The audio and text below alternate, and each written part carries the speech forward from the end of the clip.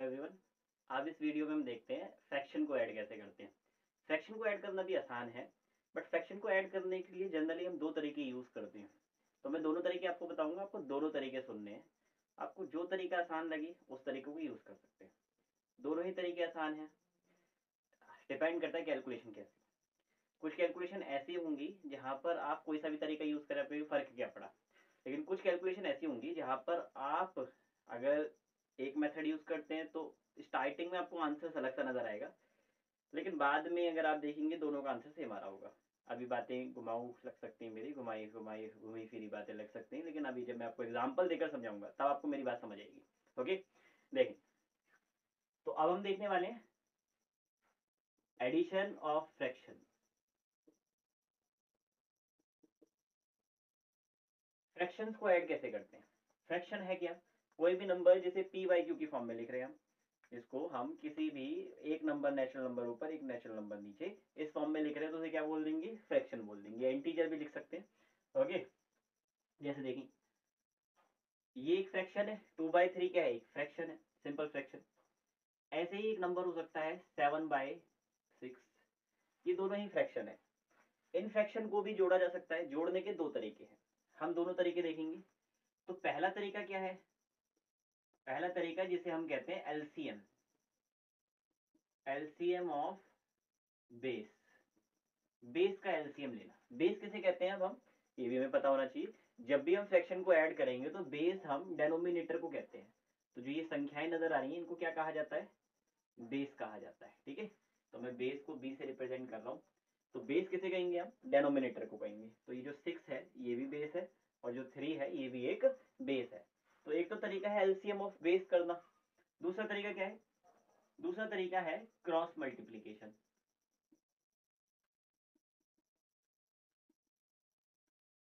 ये कोई legal name नहीं, लेजिटिमेट नेम नहीं है। इसका नेम जो क्रॉस मल्टीप्लीकेशन है ये हमने दे दिया है बोलते बोलते, ठीक है, हम सभी ने, कि हाँ क्रॉस मल्टीप्लीकेशन से ऐड कर लेते हैं। क्रॉस क्योंकि कभी इधर मल्टीप्लाई कर देते हैं, कि इधर मल्टीप्लाई कर देते हैं, कि दूसरी तरफ कर देते हैं, तो उसे क्रॉस मल्टीप्लीकेशन कह देते हैं। एक्चुअल में ऐसा कोई नाम है नहीं। तो एलसीएम मेथड है, एलसीएम ऑफ बेस, और दूसरा क्रॉस मल्टीप्लीकेशन मेथड है। अभी हम अपनी फैमिलियरिटी होने की वजह से हम इस दोनों शब्दों का यूज करेंगे। तो फर्स्ट मेथड देखते हैं। फर्स्ट मेथड जो है एलसीएम मेथड, ये क्या कहता है? आपको एलसीएम लेना है बेस का। अगर इन दोनों संख्याओं में देखिए बेस क्या है? 3 और 6। 3 और 6 का जगह अगर हम एलसीएम लेते हैं तो क्या आता है? जरा देखिए, ये 2 से डिवाइड हो रहा है, 2 से डिवाइड करते हैं, 3 तो नहीं हो रहा, 6 हो रहा है। कितनी बार में हो रहा है? 2 बार में, 3 बार में हो रहा है। 3 दूनी 6 होता है। 3 हो रहा है, यस हो रहा है। कितनी बार में हो रहा है? 1 बार में। 3 के टेबल में 1 बार में आता है, 3 के टेबल में 1 बार में आता है। तो सर हम जब भी एलसीएम निकालते हैं तो आपको पता होगा हम प्राइम नंबर्स की हेल्प से निकालते हैं। ठीक है, हम प्राइम नंबर से डिवाइड करके देखेंगे। हमने देखा सबसे छोटी संख्या जो प्राइम नंबर है वो 2 है। 3 2 से डिवाइड नहीं होता लेकिन 6 हो जाता है। होगा कितनी बार में जाएगा? 2 3 ज़ा 6। अब दोनों संख्याएं 3 3 है, और 3 3 के टेबल में आता है, और 3 एक प्राइम नंबर है। तो 3 1 ज़ा 3, 3 1 ज़ा 3। जब यहाँ पर 1 1 आ जाता है तो इसका मतलब अब हमें रुक जाना है और हमें एलसीएम पता करना है क्या आएगा। तो अगर आप देखें यहाँ पर एलसीएम क्या आने वाला है? एलसीएम किन का? एलसीएम, एलसीएम 3 और 6 का जो हमारा है वो 6 आने वाला है। अब यहाँ एलसीएम आपको 6 नजर आ रहा है। आपको छोटी संख्याएं दी गई थी अभी 3 और 6, तो आपको डायरेक्ट भी यहाँ पर नजर आना चाहिए था कि देखो 3 भी, 6 भी 3 के टेबल में आता है और 6 6 के टेबल में भी आता है। 6 जो है comes in the table of 6, and 6 also comes in the table of 3। जब दोनों के टेबल में 6 आ रहा है तो 6 ही क्या होना चाहिए? एलसीएम होना चाहिए। सबसे पहले यही तो आ रहा है, जो सबसे पहले दोनों के टेबल में आता है वो क्या होता है? एलसीएम। अगर यहाँ 3 संख्याएं होती तो तीनों की संख्याओं में, तीनों की संख्याओं के टेबल में जो सबसे पहले आएगा वो क्या होना चाहिए था? एलसीएम होना चाहिए था। तो ये वाला मेथड क्या कहता है? LCM method, LCM of base method, कि पहले आपको बेस का एलसीएम लेना है। तो बेस क्या था हमारा यहाँ पर? 3 और 6। तो हमें क्या करना है फिर? 6 लिखना है नीचे, 6 डेनोमिनेटर में लिखना है, और ऊपर एक बड़े वाले डिवाइड का साइन बनाना है। ठीक है, बड़े वाले डिवाइड का साइन बोल रहा हूँ मैं। ऊपर कुछ संख्याएं आएंगी, कौन सी संख्याएं आने वाली हैं? जनरली बच्चे क्या करते हैं? एलसीएम लेकर, या एलसीएम भी नहीं लेते, वो तो डायरेक्टली ऐड कर देते हैं। 6 और 3 9, और 2 और 7 9। ऐसे नहीं होता लेकिन। ओके, आपको क्या करना पड़ेगा? 3 और 6 का एलसीएम यहाँ लिखना पड़ेगा, बेस के नीचे बेस। अगर नीचे ये दोनों बेस थे तो यहाँ पर भी बेस ही आएगा। अब बेस में हमने यहाँ क्या लिखा है? एलसीएम लिखा है।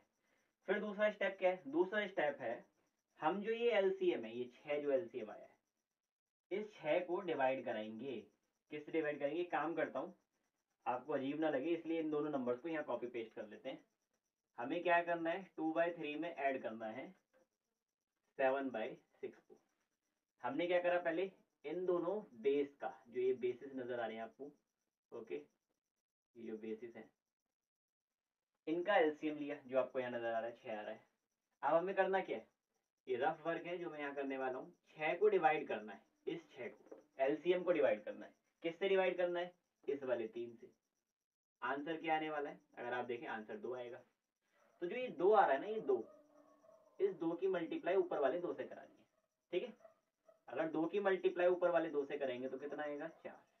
फिर साइन प्लस का है तो प्लस का लगाना है, साइन अगर माइनस का होता तो माइनस का लगाते हैं। उसके बाद ये जो 6 नजर आ रहा है दोबारा से, इस 6 को डिवाइड किससे कराना है, इस वाली संख्या से। आंसर क्या आएगा, 1। अब जो ये 1 आया, ये एलसीएम मतलब कि जो डिवाइड करने के बाद 1 आया, इस 1 की मल्टीप्लाई कहाँ करानी है, ऊपर करानी है 7 से। कितना आएगा, 1 7 जा 7। और अब इनको ऐड करना है, 4 और 7 को ऐड करेंगे तो कितना आएगा, 11 डिवाइड बाई 6। तो जब हम 2/3 को 7/6 में ऐड करते हैं तो हमारा आंसर क्या आना चाहिए था, 11/6। बट हम गलती क्या करते हैं, 2 और 7 9, 3 और 6 9, 9 से 9 कट के आंसर बना गया, जो कि एक गलत तरीका है। तो आपको जब भी फ्रैक्शन ऐड करना है तो एक मेथड क्या है, एलसीएम ऑफ बेस। तो आप एलसीएम ऑफ बेस लेंगे हमेशा, और उसके बाद जो है एडिशन करेंगे, ठीक है। एक क्वेश्चन और मैं आपको इसका करके दिखाऊंगा, फिर प्रैक्टिस के लिए दूंगा। पहले दूसरा मेथड देख लेते हैं। दूसरा मेथड क्या है, दूसरा मेथड कहता है, यहाँ तक तो हो गया हमारा पहला मेथड से, ये हो गया मेथड 1, एलसीएम मेथड। अब सेकंड मेथड देख लेते हैं। सेकंड मेथड कहता है कि अगर आपको दो संख्याओं को ऐड करना है, दो फ्रैक्शन को ऐड करना है, तो बहुत सिंपल सा तरीका है। आपको क्या करना है, 3 और 6 की यानी कि बेस की मल्टीप्लाई करानी है। बेस की मल्टीप्लाई कराते हैं, 3 और 3 6 क्या होता है, 18। कोई मुश्किल बात नहीं है, तो ज्यादा आसान हो गया। फिर क्या करना है, इस 6 की मल्टीप्लाई जो मतलब कि राइट वाला हमारा बेस है उसकी मल्टीप्लाई कहाँ करानी है, ऊपर वाले दूसरे मतलब लेफ्ट वाले टॉप से करानी है। तो 6 की 2 से मल्टीप्लाई करेंगे, क्या आएगा, 12 आएगा प्लस। अब ये जो लेफ्ट वाला बेस है उसकी मल्टीप्लाई क्या करानी है, राइट वाले टॉप से करानी है। तो कितना आएगा, 3 7 जा 21। अब क्या करना है, ऊपर जोड़ सकते हैं इनको, 18 को कॉपी पेस्ट करेंगे।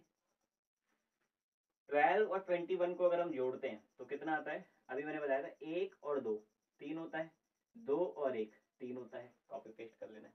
अगर आप देखें ये दोनों ही 3 के टेबल में आते हैं, 3 1 जा 3, 3 1 जा 3, और 3 6 जा 18 होता है। अगर आप देखें आंसर तो दोनों में सेम ही आ रहा है। बे अगर यहाँ वाला आंसर देखें और ये वाला आंसर देखें, दोनों से सेम ही आ रहा है, क्योंकि मैथ्स में दो आंसर एग्जिस्ट नहीं करते। अरिथमेटिक में अगर आप देखें यहाँ पर जो भी हम सॉल्व करते हैं, इसमें दो आंसर्स एग्जिस्ट नहीं करते। अगर दो आंसर्स हैं तो किसी न किसी तरीके से सेम ही होंगे, इक्वल ही होंगे, चेहरा अलग है बस, ठीक है। जैसे अभी जब 33/18 लिखा था तो चेहरा ही तो लगता, जब हमने इसको सिंप्लीफाई करा तो हमारा आंसर 11/6 आया। तो चेहरा अलग होने का मतलब आंसर अलग होना नहीं होता है, ठीक है। वो दोनों सेम है, आंसर सेम आएंगे, मेथड चाहे आप कोई सा भी यूज कर लें। अब आप कहेंगे ये वाला ज्यादा आसान है, बिल्कुल आसान है, लेकिन ये मुश्किल कब हो जाएगा, जब डिजिट्स बड़े हैं। डिजिट्स बड़े हैं तो एलसीएम मेथड जो है वो थोड़ी कम कैलकुलेशन में आपको आंसर ला कर दे देगा। लेकिन अगर नीचे दे ही ऐसे नंबर दे रखे हैं जिनका एलसीएम ही मल्टीप्लाई करने के बाद आएगा, कि जब हम मल्टीप्लाई करेंगे दोनों बेस की 6 और 3 की, तभी हम आंसर निकाल सकते हैं, तो फिर आपको यही मेथड आसान लगने वाला है, क्रॉस मल्टीप्लिकेशन मेथड, ओके। तो समराइज करता हूँ अपनी बात को, LCM method, cross multiplication multiplication method, दोनों मेथड यूज करे जा सकते हैं फ्रैक्शन को ऐड करने के लिए या सब्ट्रैक्ट करने के लिए। इसमें हम एलसीएम लेते हैं बेस का, जबकि इस वाले नंबर में हमें एलसीएम लेने की जरूरत नहीं, सीधे मल्टीप्लाई करानी होती है। जिसमें एलसीएम लेते हैं उसमें ऊपर संख्या लिखने का पैटर्न अलग है। एलसीएम को डिवाइड करना है इधर से, 6 को 3 से डिवाइड कराया 2, जो आंसर आएगा उसकी मल्टीप्लाई करानी है ऊपर वाले नंबर से, जिससे डिवाइड कराया था हमने। 6 को 3 से डिवाइड कराया, जो आंसर आया 2 उसकी मल्टीप्लाई 2 से कराई। 6 को 6 से डिवाइड कराया, जो आंसर आया 1 उसकी 7 से मल्टीप्लाई कराई और लिख दिया। प्रोसेस में थोड़ा सा डिफरेंस है, आपको दोनों मेथड आने चाहिए। जब आपको दोनों मेथड आएंगे तब आप ज़्यादा अच्छे से कनेक्ट कर पाएंगे फ्रैक्शन की एडिशन कैसे हो रही है, वरना बार बार कंफ्यूज हो जाएंगी। कोई पर्सन जो है वो क्रॉस मल्टीप्लिकेशन मेथड से कर रहा है, कोई एलसीएम मेथड से कर रहा है। जब दोनों मेथड यूज हो रहे हैं तो सीखने में क्या जा रहा है। अभी दूसरा एग्जाम्पल लेते हैं हम। दूसरे एग्जाम्पल में क्या करना है, जैसे दूसरे एग्जाम्पल को मान लेते हैं 3 अपॉन या 13 अपॉन, एक एग्जाम्पल लेते हैं 8 प्लस और 19 अपॉन, मान लेते हैं एक संख्या आसान सी या मुश्किल सी 28 मान लेते हैं। तो दो संख्या हमने ली, एक 13/8 और एक ले लिया हमने 19/28। इनको ऐड करना है। ऐड करने के लिए पहला मेथड क्या है, पहला मेथड है एलसीएम मेथड। एलसीएम मेथड में क्या करना होगा आपको, दो संख्याओं का एलसीएम लेना पड़ेगा। तो 8 और 28 का एलसीएम लेते हैं। एलसीएम लेना आपको आना चाहिए। 2 से डिवाइड करेंगे 4 आएगा, 2 से डिवाइड करेंगे 1 आएगा, यहाँ 4 आएगा, 2 1 ज़ा 2, 2 4 ज़ा 14, 2 4 ज़ा 8। 2 से डिवाइड करेंगे तो क्या आएगा, 2 2 ज़ा 4 और 2 7 ज़ा 14। 2 से डिवाइड करेंगे तो क्या आएगा, 1 आएगा। 2 से डिवाइड ये तो नहीं हो रहा, 7 से डिवाइड करेंगे तो क्या आएगा, 1 तो का तो 1 आ जाएगा, 7 को डिवाइड करेंगे 7 से तो 1 आ जाएगा। इनकी मल्टीप्लाई करनी है। तो 2 2 ज़ा 4, 4 2 ज़ा 8 और 8 7 ज़ा क्या होता है 56। तो जब हम एलसीएम लेंगे बेस का 8 और 28 का, तो एलसीएम क्या आने वाला है, वो एलसीएम हमारा 56 आने वाला है। अब हमें करना क्या होता है एलसीएम वाले मेथड में, बेस में क्या लिखना होता है 56, फिर क्या करना है 56 को डिवाइड करना है। किससे डिवाइड करना है 56 को, 8 से। कितना आएगा 7। 7 की मल्टीप्लाई किससे करानी है, 7 की मल्टीप्लाई 13 से करानी है। 13 7 का क्या होता है 91 होता है, प्लस का साइन लगाएंगे। अब 56 को डिवाइड कराना है किससे, तो यहाँ पे मैंने 13 से किसकी मल्टीप्लाई कराई है 7 की। अब 56 को किससे डिवाइड कराना है 28 से। आंसर क्या आएगा 2। 2 की मल्टीप्लाई किससे करेंगे 19 से, तो 19 2 का क्या होता है 38। ऊपर वालों को ऐड कर देंगे, 1 में 8 ऐड करेंगे कितना आएगा 9, 9 में 3 ऐड करेंगे कितना आएगा 12। तो हमारा आंसर क्या आ गया 129 डिवाइड बाई 56। ये एलसीएम मेथड था। इसको हम क्रॉस मल्टीप्लिकेशन से भी कर सकते हैं, लेकिन देखिए क्रॉस मल्टीप्लिकेशन से कैलकुलेशन कैसे लेंथी होती है। पहले संख्या को कॉपी कर लेते हैं एक बार। क्रॉस मल्टीप्लिकेशन में क्या करना है, मल्टीप्लाई करानी है। 8 की मल्टीप्लाई 28 से करानी है। यहाँ पे देखो कितना छोटा सा संख्या आ रही थी 56। जब इनकी मल्टीप्लाई कराओगे तो पहली संख्या बहुत बड़ी आ रही होगी, डरावनी से जो लगे आपको। 8 8 ज़ा 56, 8 8 ज़ा 64, 6 कैरी करेंगे। 8 2 ज़ा 16, 16 में अगर हम 6 ऐड करते हैं तो कितना आएगा, 16 में 6 ऐड करते हैं तो 22। तो ये हमने पहली मल्टीप्लाई कर ली। अब 28 की मल्टीप्लाई 13 से करानी है। अब यहाँ पर और दिक्कत, चलो करते हैं। 13 8 ज़ा 13 8 ज़ा होता है 104, तो हम यहाँ लिखेंगे 4। 10 कैरी कराएंगे। 13 2 ज़ा 26, 26 और 10 कितना होता है 36। आप मल्टीप्लाई करा लेना और देख लेना कि हाँ वही आंसर आ रहा है जो मैं बोल रहा हूँ, क्योंकि अगर मैं यहाँ पर आपको मल्टीप्लाई करके सारी दिखाऊंगा प्रॉपर तरीके से तो टाइम लग जाएगा। तो हम फ्रैक्शन सीखने की बजाय मल्टीप्लिकेशन सीखने लग जाएंगे। तो आप करके देख लेना, बाकी मल्टीप्लिकेशन की वीडियोस आने वाली है। अब देखिए, अब हमें क्या करना है, 8 की मल्टीप्लाई पहले तो हमने इससे करा दी मल्टीप्लाई, अब 8 की मल्टीप्लाई 19 से करानी है। तो 8 9 ज़ा क्या होता है, 8 9 ज़ा होता है 72, 7 कैरी कराएंगे। 8 1 ज़ा 8 और 7 क्या होता है 50। ओके, यहाँ तक मेरे ख्याल से सारी बातें समझ आ रही हैं। अब इनको ऐड करना है, ऐड करते हैं। पहले डिजिट में पहला डिजिट ऐड करेंगे 6 आएगा, दूसरे डिजिट में दूसरा ऐड करेंगे तो 6 और 5 क्या होता है 11, 1 कैरी करेंगे। 1 और 1 2, 2 और 3 कितना होता है 5, 2 2। आंसर मैच नहीं कर रहा अभी, तो हमें आंसर मैच कराना पड़ेगा। आंसर मैच कराने का तरीका क्या है, यहाँ पर हमें डिवाइड करना पड़ेगा। डिवाइड किससे हो रहा है, ये भी 4 से हो रहा है, ये भी 4 से हो रहा है।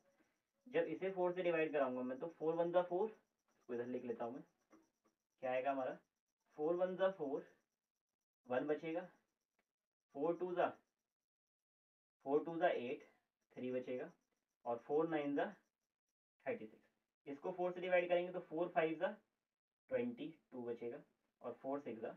तो आंसर दोनों का सेम आ रहा है। तो आपको कौन सा मेथड आसान लग रहा है, क्रॉस मल्टीप्लिकेशन या फिर एलसीएम मेथड। तो मेरे ख्याल से एलसीएम आसान है। बच्चे कुछ प्रेफर करते हैं कि ये वाला मेथड ज़्यादा आसान होता है क्रॉस मल्टीप्लिकेशन, लेकिन कभी कभी कैलकुलेशन इतनी कॉम्प्लिकेटेड बन जाती है कि आपका आंसर आना मुश्किल हो जाता है। तो आंसर कॉन्फिडेंस के साथ लाना है तो एलसीएम मेथड का यूज करो, चांसेस ज्यादा है कि आपका आंसर ठीक आएगा, क्योंकि इसमें कैलकुलेशन जनरली आसान रहती है, हमेशा नहीं, जनरली आसान रहती है। ये जनरली कैलकुलेशन को मुश्किल बना देता है जैसी संख्या बढ़ जाती है। तो आप प्रेफर करें एलसीएम मेथड को सीखें। मैं वीडियो के लास्ट में भी कुछ प्रैक्टिस क्वेश्चंस डालूंगा, आप उनको ऐड करके देख लेना और फिर मैच कर लेना दोनों में से कोई सा मेथड को अप्लाई कर कि आपका दोनों मेथड को अप्लाई करके देखें वैसे तो, कि दोनों से आंसर सेम आ रहा है या नहीं आ रहा। अगर आंसर सेम नहीं आ रहा है यानी कि आपको कॉन्सेप्ट में अभी भी प्रॉब्लम है। तो वीडियो को दोबारा देखें, एक एग्जाम्पल को रट लें, रटने के बाद उस एग्जाम्पल को अप्लाई करें बाकी के क्वेश्चन को सॉल्व करने में, डेफिनेटली आपको चीज़ें समझ आएंगी। तो फ्रैक्शन को एडिशन करना, फ्रैक्शन का एडिशन करने में, फ्रैक्शन को ऐड करने के लिए आपको इतना ही समझ आता है। Thank you.